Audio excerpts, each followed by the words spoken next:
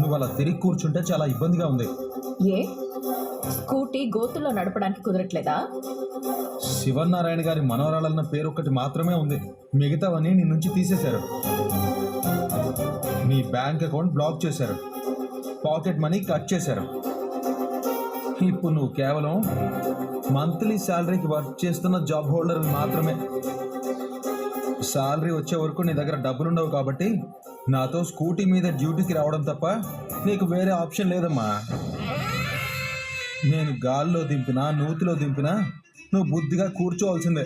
ఇప్పుడు నీ టైం నడుస్తుందిరా. నడుస్తుందిలే కానీ ఇంతకీ నేను చెప్పిన దాని గురించి ఏం ఆలోచించావు? దీప గారి కోపం తప్పైతే నన్ను నీ మొగుణ్ణని ఒప్పుకో.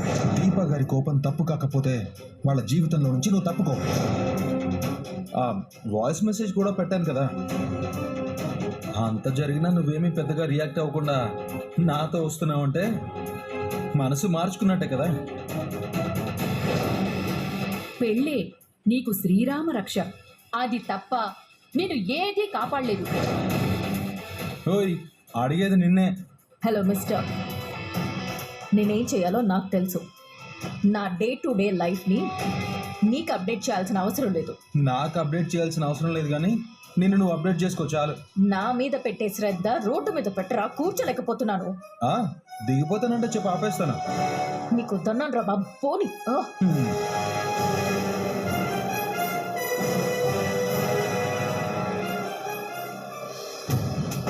ఏంటి 3 పిల్లల గొడవా? చూస్తుంటే కొత్తగా పిల్లల జంటలా ఉన్నారే. అప్పుడే ఇడమొహం పెడమొహం పెట్టుకున్నారంటే కలిసి ఉండడం కష్టమే. నాకు తెలిసిన మంచి లాయర్ ఉన్నాడు, అడ్రస్ ఇమ్మంటారా? రే, ఎవడ్రా నువ్వు? ఎవర్రా మొగుడు పెళ్ళాలు? నీ బాధ నాకు అర్థమైంది తమ్ముడు. రోజు రోడ్డు మీద ఇలా ఉంటే ఈ ఇంట్లో ఎలా భరిస్తున్నావో ఏంటో. రే పోరా. ఈ అమ్మోరు నీకు ఎక్కడ తగులుకుంది? మా ఊళ్ళమ్మ జాతరలో తగిలాను కానీ నీకెందుకురా, పోరా. నీకు సన్యాసం తప్ప వేరే దారి లేదు తమ్ముడు, ఆలోచించుకో. వాడు అలా హారాస్మెంట్ చేస్తుంటే బావిలో నీళ్ళలా మాట్లాడవే. వాడు మనల్ని హెరాస్మెంట్ చేయట్లేదు. పొరపాటున మన ఇద్దరం భార్యాభర్తలం అనుకుని నీ నోటికి బలైపోతున్న నా జీవితాన్ని చూసి జాలి పడుతున్నాడు. ఆపరా. గొడవ పడింది సరిపోలేదా? గొడవ పడ్డం తప్ప నాకు వేరే పని లేదనుకున్నావా? మరెందుకు ఆపావో చెప్పు. దాహంగా ఉంది, వాటర్ బాటిల్ తీసుకురా. ఎంత పద్ధతిగా అడుగుతావో. ముష్టి వాటర్ బాటిల్ కోసం నిన్ను అడుక్కోవాలా? సరే, డబ్బులు ఇవ్వు. లేవు. అయితే నేను నీకోసం ఖర్చు పెట్టినవన్నీ పద్దు రాసుకుంటాను. శాలరీ రాగానే ఇచ్చేసేయాలి, అర్థమైందా? అర్థమైంది కానీ ముందు నువ్వు వెళ్ళు.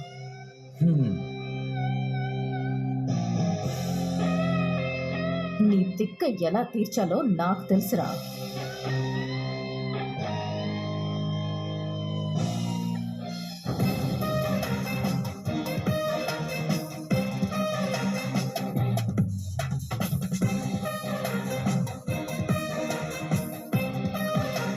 ఇదిగో వాటర్ బాటిల్.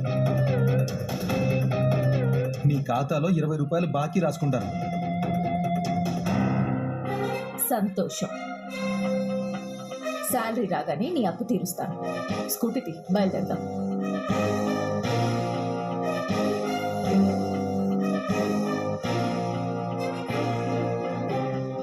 Array, front టైర్లో గాలిపోయింది. పోలేదురా, నేనే పోగొట్టాను. పంచర్ అన్నట్టుంది. త్వరగా స్కూటీ తీయవయ్యా. స్కూటీ టైరు పంచర్ అయింది, కనబడట్లేదా? అదంతా నాకు తెలీదు. నన్ను టైంకి ఆఫీస్లో దింపాలి. లేట్ అయితే మా తాత నన్ను తిడతాడు. టైర్ పంచర్ అయితే ఆఫీస్కి ఎలా వెళ్ళాలి?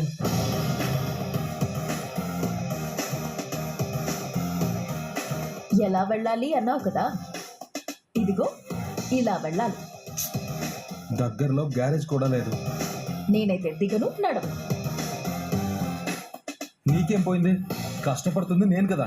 అనవసరమైన సలహాలు ఇస్తే ఊహించలేని కష్టాలే వస్తాయి. అందుకే మనం ఎంతలో ఉండాలో అంతలో ఉంటేనే మంచిది.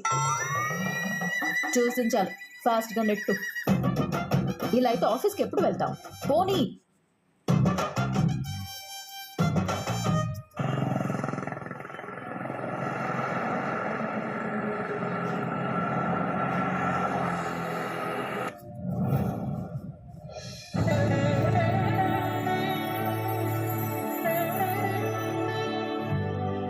బావా ఇవన్నీ నా ముందు పెట్టించవేంటి? స్థాయి పెరిగితే వర్క్ కూడా పెరుగుతుంది పా.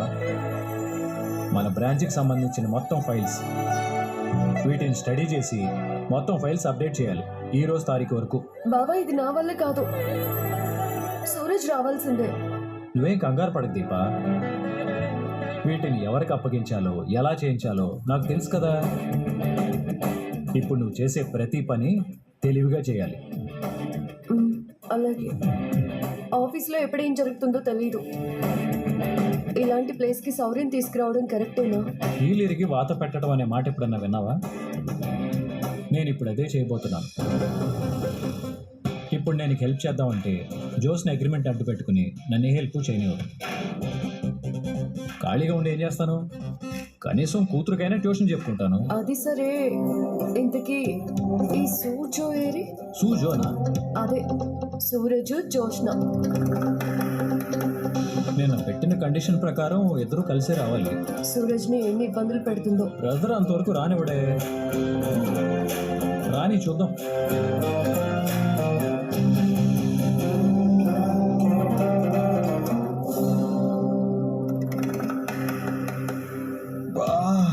నడుం పట్టేసింది.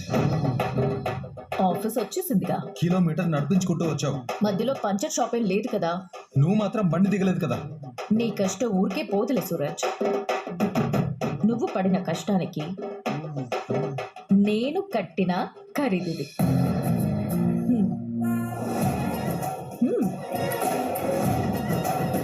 కూలీ అనుకుంటావో టిప్ అనుకుంటావో నీ ఇష్టం.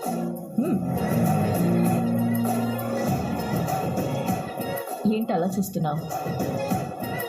నా దగ్గర డబ్బులు పెట్టుకుని నిన్నెందుకు వాటర్ బాటిల్ తీసుకురమ్మన్నానా?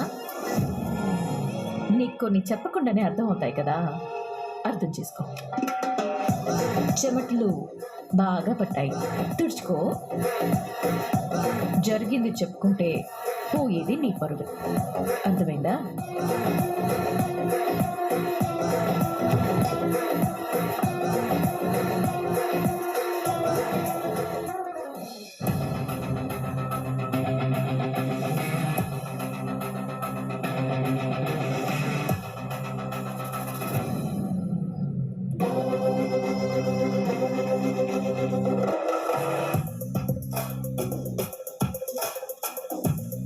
కొన్ని చెప్పకుండానే అర్థమవుతాయి జ్యోత్స్న. అర్థమయ్యేలా నేను చేస్తాను.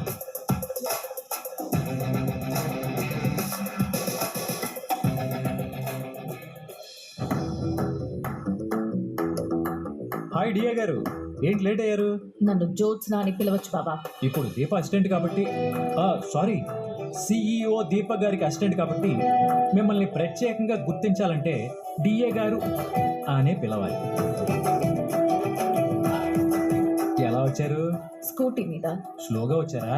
నడిపించుకుంటూ వచ్చాం. పెట్రోల్ అయిపోయిందా? పంచర్ అయింది. వేయించుకోవచ్చు కదా. అది నా డ్యూటీ కాదు. సూరజ్ మనవాడే కదా. వాణ్ణి నన్ను కలపకు. ఫ్రెండ్స్ లో ఉండొచ్చుగా. పెట్రోల్ ఫైర్ ఎప్పటికీ ఫ్రెండ్స్ కాలేదు. చూస్తుంటే ఇద్దరికి ఏదో పెద్ద గొడవే జరిగినట్టుంది. Hi brother, good morning. Hi brother, good morning. దారిలో ఏవో అద్భుతాలు జరిగాయంట మన డిఏ గారు చెప్తున్నారు. ఆవిడ గురించి నాతో మాట్లాడకండి బ్రదర్, నాకు చాలా వర్క్ ఉంది. బ్రదర్ ఒక నిమిషం.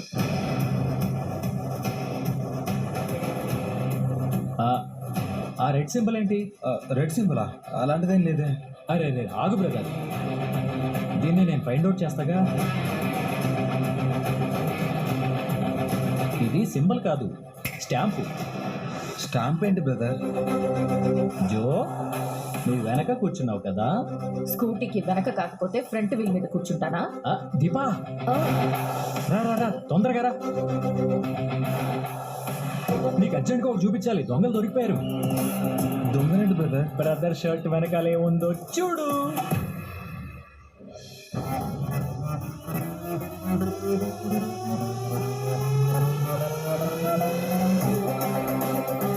ఏముంది? దీని ఇంగ్లీష్లో చెప్పాలంటే లిప్ స్టాంప్ అంటారు. తెలుగులో అయితే పెదవి ముద్ర అంటారు.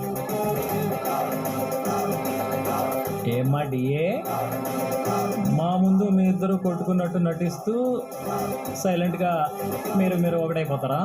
మేము ఒకటైపోవడం ఏంటి? ఇదిగో మేము చూసేసామమ్మా, ఇదిగో.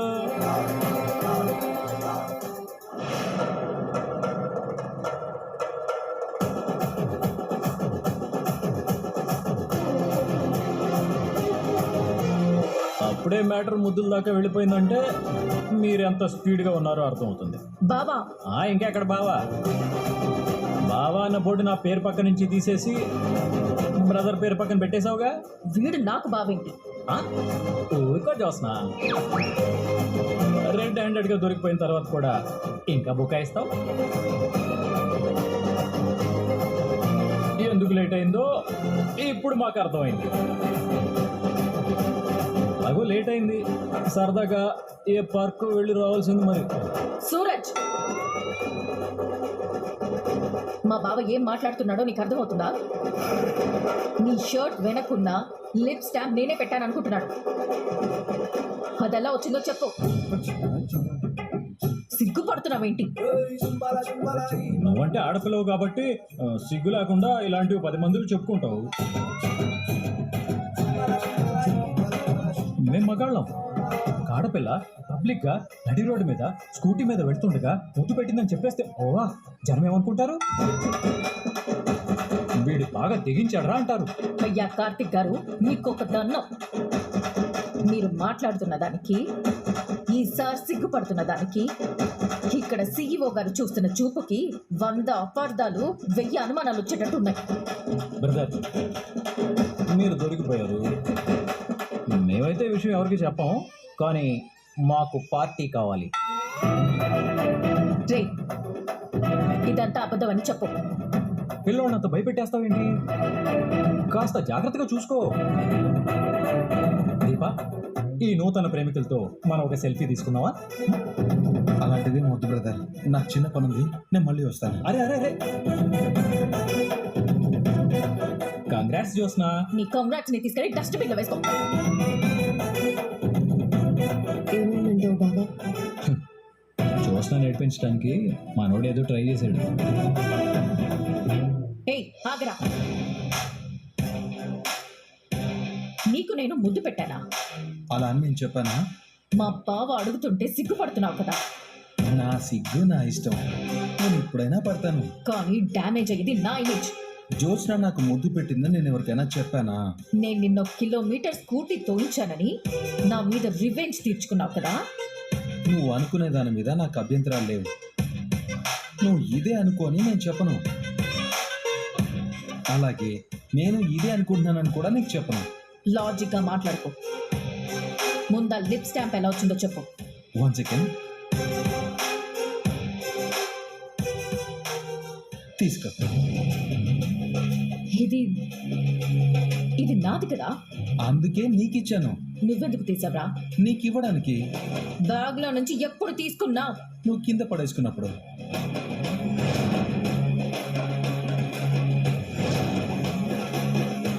అర్థమైందిరా. తెలివైన దానివే. నువ్వు తెలివైన వాడిరా. నాకు ఐ లవ్ యూ చెప్పా, నేను లెక్క చేయలేదు. అడ్వాంటేజ్ తీసుకుని నేనే నీ మొగ్గుడిని అన్నా, లెక్క చేయలేదు. ఇప్పుడు మన మధ్య ఏదో ఉందని మా బావ దీప అనుకునేలా చేశాను. ఇది కూడా నేను లెక్క చెయ్యను. Thank you. దేనికిరా? నువ్వు ఆ మాట అంటే నేను నాలాంటి అమ్మాయిని, ఐ మీన్ నా మైండ్ సెట్ లాంటి అమ్మాయిని కోరుకోవడంలో అర్థం లేకపోయేది. నువ్వు హద్దు మీరు మాట్లాడుతున్నావురా. ఇది నీతోనే ఉంచుకో, నాకంటే ఇప్పుడు నీకే ఎక్కువ అవసరం.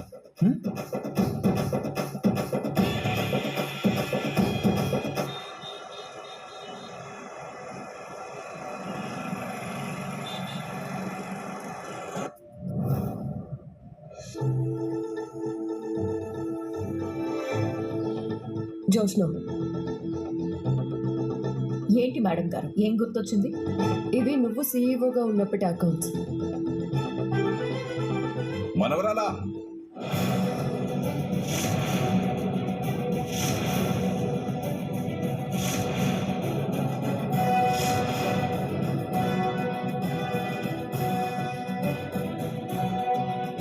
దక్షిణామూర్తి నీడ పాము పడగలాంటిది. అది ఇంటి మీద పడిందంటే ప్రమాదం మన ఇంటి వాకిట్లోనే ఉందని అర్థం.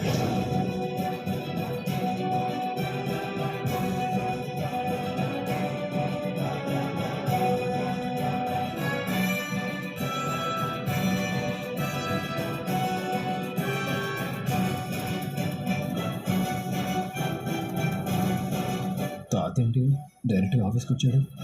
మీరు నా మనవరాల కోసం వచ్చాను.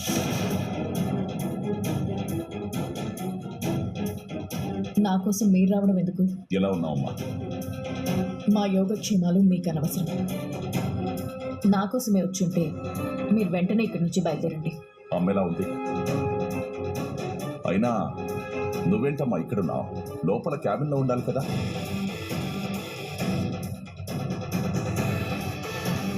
హలో సార్, మీకెవరు కావాలి?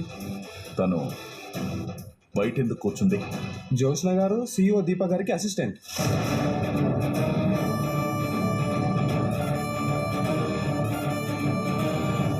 నా మనవరాలు కాంచన కోడలికి అసిస్టెంటా? ఏంటమ్మా ఇది? నా మనవరాలు ఎలా ఉండాలి? ఏ స్థానంలో ఉండాలి? నా కూతురికే కాకుండా నా మనవరాలికి కూడా వాడు అన్యాయం చేశాడన్నమాట. ఎవరన్నీ ఏం చేసింది?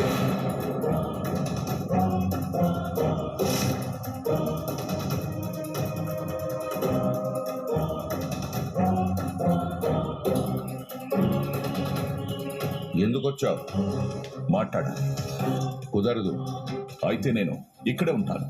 నాకంటూ కొన్ని పద్ధతులు ఉన్నాయి. నేను వాటిని పాటించే తీరాలి. మీరంతా మీ వర్క్ చేసుకోండి. మనం నా క్యాబిన్లోకి వెళ్ళి మాట్లాడుకుందాం. రేయ్, 2 కాఫీలు తీసుకుందాం. Okay sir. ఇదేం బాలేదమ్మా. నీ జీవితం మారాలి.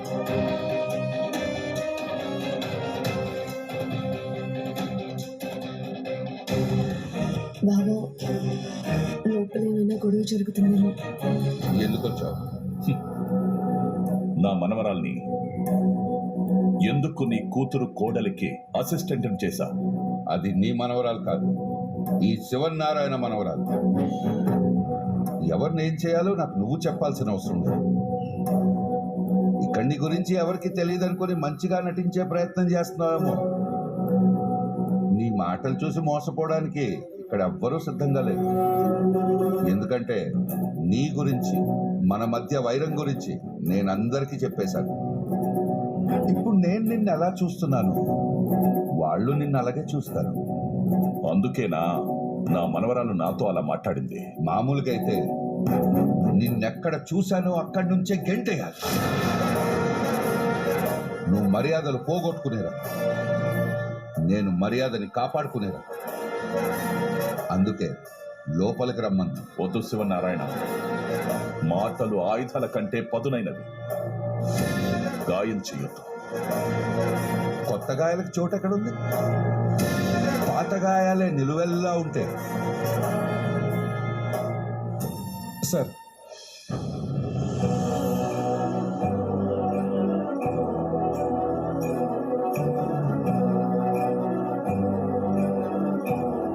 నా ఇష్టాలు ఇంకా మర్చిపోలేదన్నమాట.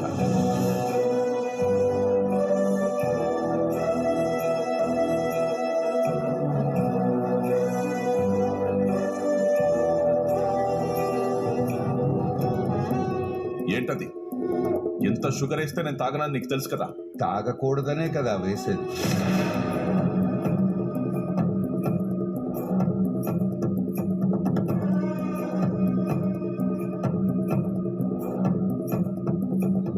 నేనేది మర్చిపోలేదు దక్షిణమూర్తి. నేను ఇది కూడా మర్చిపోను శివనారాయణ.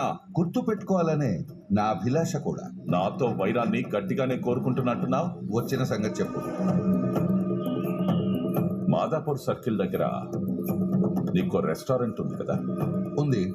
దాని ఎదురుగా ఒక పాతపడ్డ రెస్టారెంట్ కూడా ఉండాలి. మాతో పోటీ పడలేక మూసేశారు. దాన్ని ఇప్పుడు నేను తీసుకున్నాను.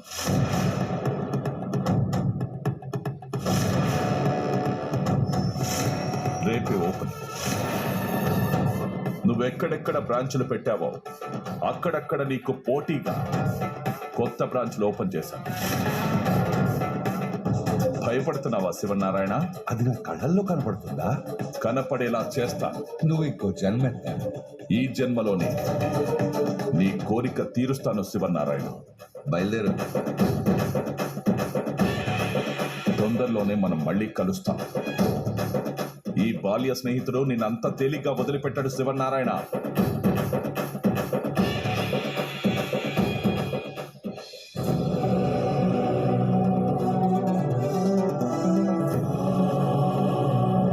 నా బ్రాంచ్లు ఎక్కడెక్కడ ఉన్నాయో తెలుసుకొని ఇంత సీక్రెట్ గా ఎలా ప్లాన్ చేయగలిగాడు?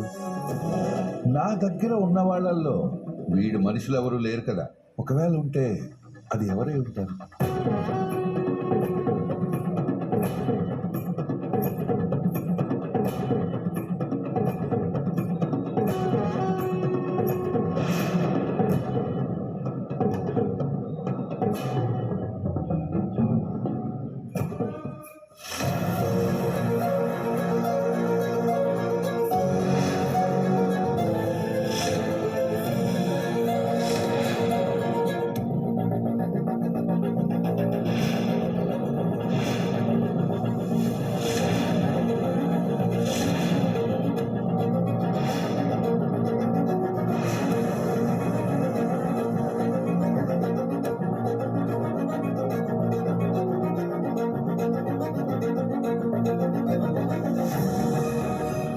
నువ్వు దక్షిణామూర్తి మనిషివా?